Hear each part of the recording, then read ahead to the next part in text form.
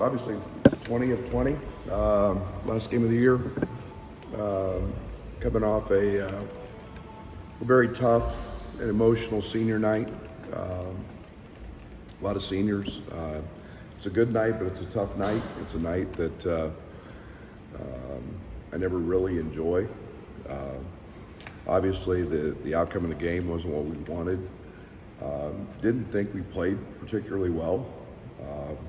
And watching the film, give Purdue credit. Obviously, Zach is very good, but didn't make enough plays. Didn't make winning plays. We've talked a lot about those. We've showed a lot of those. Got the game tied with 2 minutes to go, and you're at home. You need to win those games, but we didn't. So we'll learn from it. Take on an Iowa team. It's Illinois, Iowa. It's always a heck of a battle. The game here was all of that. Again, a game that I didn't think we played very well.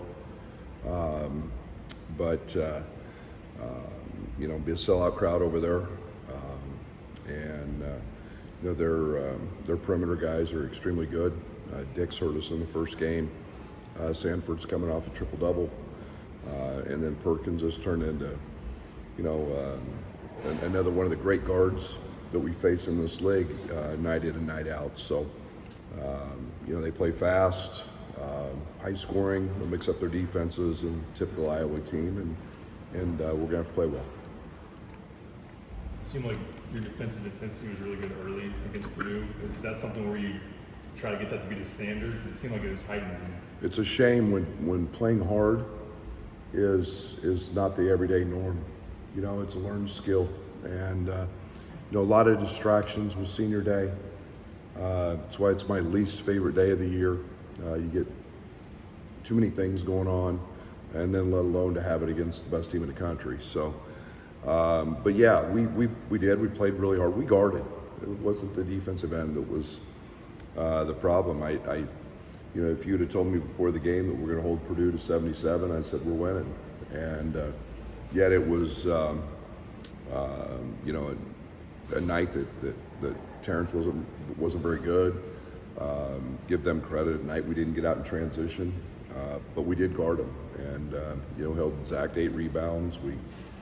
He took 23 shots to score his points, and yet it was still a defensive rebound, a loose ball, activity, playing hard, stuff we've got to sustain. But give them credit, and we've got to do that for 40. What have you seen in response to that messaging over the last couple of days? Good practices. We had a kind of a different practice a couple of days ago. All we did was work on situations, late games for 2 hours. It's nice to have one of those. We didn't spend a second on Iowa. And then yesterday was a good, hard-nosed, tough practice, and we've got some opportunities to have some of those before we head into postseason play. But yeah, we've got to compete. We've got to get guys competing on the glass. Guys, not thinking and just playing. And playing hard, and if they make a mistake, they make a mistake. But just the passion of playing hard. And I write a saying on the board before every game: know the thrill of an all-out effort. I'm not sure we've been living up to that, and we got to do that. And if we want to, we get great athletes who can go play hard and dive on the floor for loose balls and grab rebounds, and we didn't do that against Purdue. And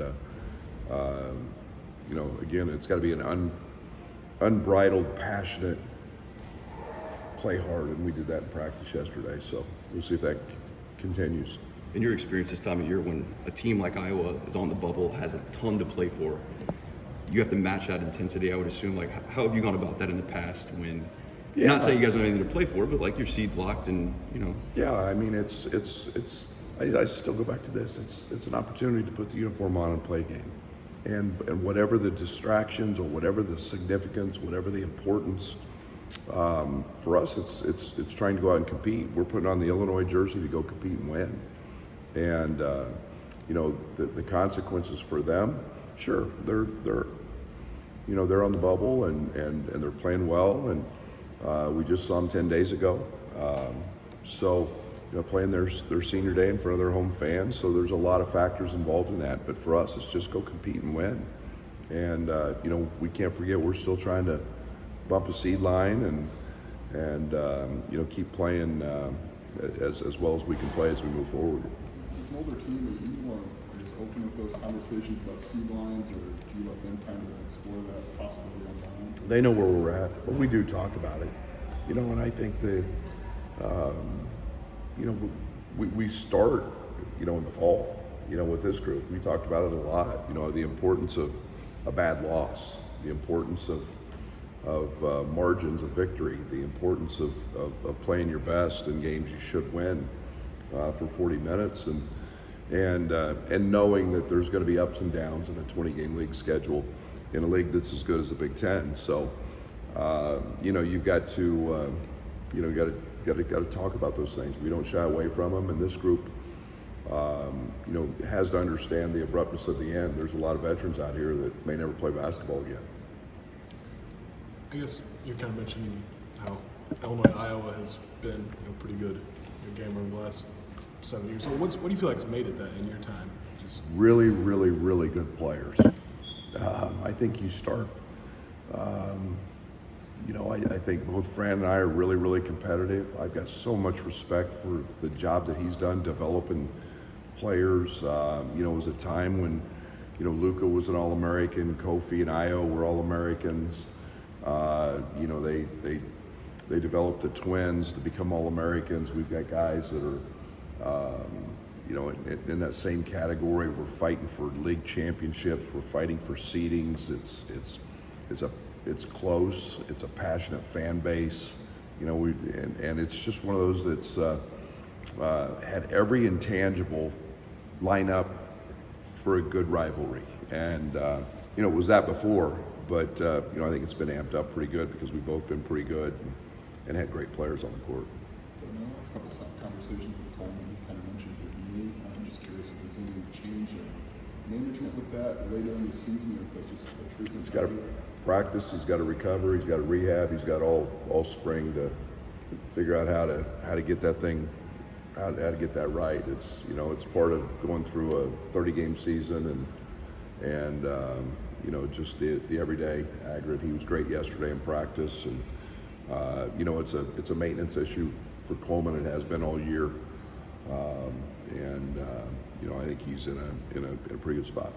Going in this year, you have options with lineups. As you look at late game stuff, how are you evaluating? Maybe is it who has it going tonight? What is the game call for? Or just when you evaluate who you want on the court late, what are you looking at? Yeah, there's a lot of offensive, defensive situations that occur that you don't know. I think we like to look at our defensive side, see, okay, we need this, we need that. It's a matchup based on who they might have hot. I think it's free throw shooting. I think it's ability to pass and inbounds basketball. I think it's get a rebound on a free throw. There's a lot of factors go into that situation. So, just making sure that, you understand what we're trying to do. If we don't have a timeout, if we have a timeout, what we want to, all those things play into the thinking man's game, that part of it. So, having a day where we could just touch on a lot of those things was really good. And then, telling guys that, you never know when you're going to be called on to, need a three, and we got to put 5 3-point shooters out there, and you haven't played, but knowing the play. All those things play into late game situations. You talk about the sense of urgency of seniors. Is it different in the transfer portal world, where some seniors have played 30 games instead of the 120 of old seniors? No, I think when you get to this point, I think it's winning. I think this group of guys came here because they wanted to be in the NCAA tournament. They wanted the opportunity to play on that stage. Quincy's the only one that's done that. And that was a trip to Syracuse a long time ago. So, I think I think there's urgency there. I think there's understanding there. And, my point being after the Purdue game, it's one possession. It's every game's going to be like that. And we didn't get a defensive rebound. we made a great stop. We got a defensive rebound. The Jones kid made a bad play, and on their part, and we deflect a pass, and we don't come up with it. Those 2 plays send you home, and that's the urgency that this group has to understand, and that's why we got to find ways to win those games. This is technically the last year of the 3-year deal to keep the state tournament at State Farm Center. It should be renewed. I think that's the likelihood. But how important is it maybe for the state tournament to stay across the street? To me, it just makes so much sense, and I'm not knocking any, Peoria where it was before or any other place who might want it. To me, it's scholastic events being on the campus of the University of Illinois, the biggest campus we have in the state. It just makes sense. I think it's an honor to play here in that building for high school kids. I think it's something to look forward to. I think it's a great destination to be excited about getting to every year. I think it's fun to, for kids to have the opportunity to pull in the tunnel and see what they see on TV all the time and know that it's big. I think it's great for our community. I think the attendance has been outstanding. In the years we've had it here. So I haven't had long conversations with the IHSA, but I hope they're as pleased as we are to have it, and hopefully it stays here for many years to come. How have you seen Coleman kind of mature, maybe in the last couple of weeks even, but through his time here and him understanding, I don't know, life in a sense? Like, it just seems like he's there's every day we all go through it, life lessons, and sometimes there's, you have to deal with consequences, and sometimes you have to deal with positive moments, and how do you handle success, and part of being an athlete is those change week to week and can change day to day. And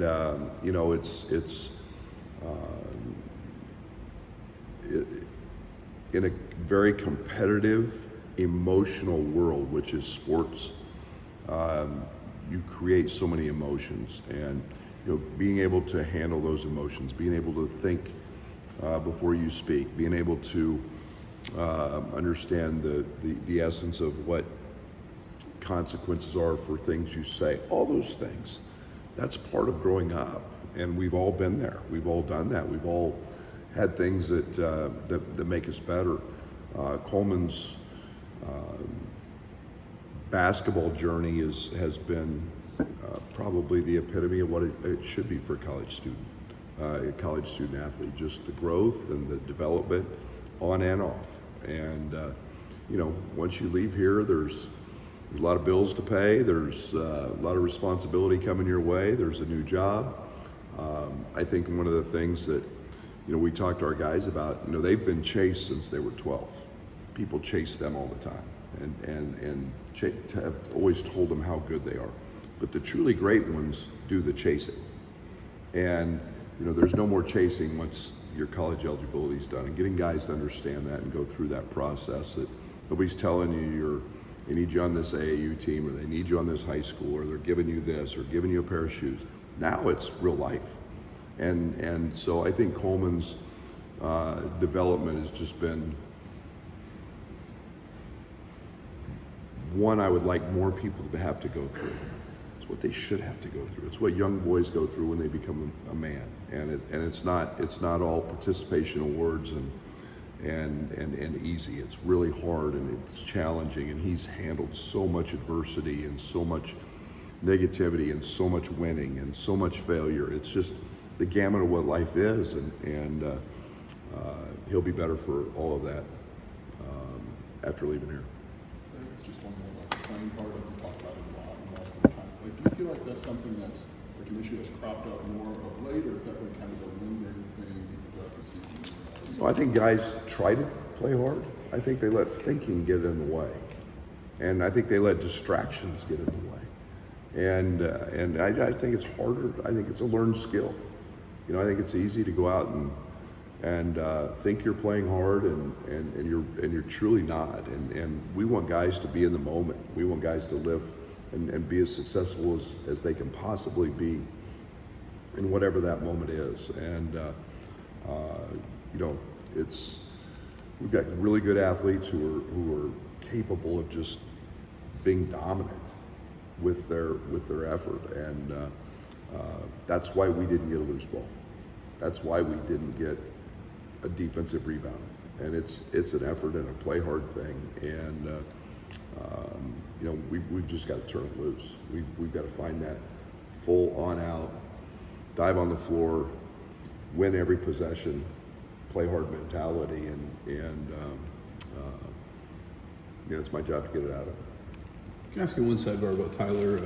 With his expanded role this year, how much was he responsible for the portal success, and how has his game day role changed? I still kind of see him and say, "There's Brad's kid." Do you see a top offensive mind when you see him on the bench? Yeah, I don't see him as my son during the game, and I mean that in all seriousness. And I mean it's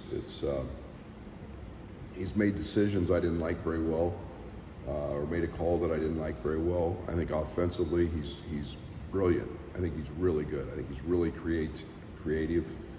I think he's got an understanding of what fits players and what I like and don't, and I've learned very quickly to trust that. I think his understanding of what the pieces look like may put him way ahead of a lot of people in this profession, and I'm not trying to be braggadocious here about that, but he understands how to put a team together.